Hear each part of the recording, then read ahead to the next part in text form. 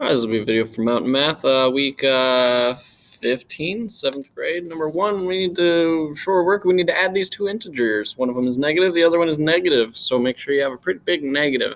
Number 2, we need to subtract these two rational numbers. They're rational because they're fractions. We have 7/9 minus negative 2/3. Remember, when you have two minuses here in a row, there's something really important we need to do. You're also going to need to change this second fraction to ninths.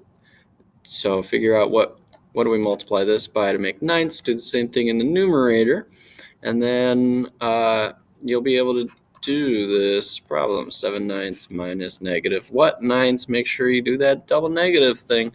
Number 3, find the answer using a number line. So you're going to be starting at 0, and then 3 times you need to do this. You need to jump that many 3 times.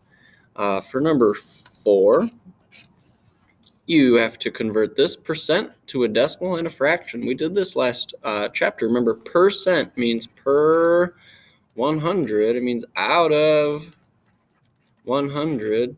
It means you can just write that over 100 to make it its fraction. But if you can simplify that, so 125 100ths, make sure you can simplify that. So reduce that for me, and for a decimal, remember you just divide by 100, and you'll get your decimal. Number 5, simplify and show work. We will be doing the, there's a couple of ways we can do this. We could do the distributive property, but since there's no variables in this parentheses here, we're going to do our order of operations, PEMDAS, if you remember.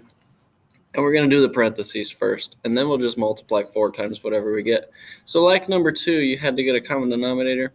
You're going to have to get a common denominator on this as well. So think about numbers that 8 could multiply to. So we got 8, 16, 24, 32. The numbers that 3 could multiply to is 3, 6, 9, 12, 15, 18, 21, 24, 30, 27. Missed that one. Figure out, oh, look at that. We've got one in common. So you're going to have to make your denominator 24ths in both of these fractions before you add them. Make sure you multiply the numerator by that same number, because you got to keep these equivalent. And then once you get that, go ahead and multiply it by 4/1.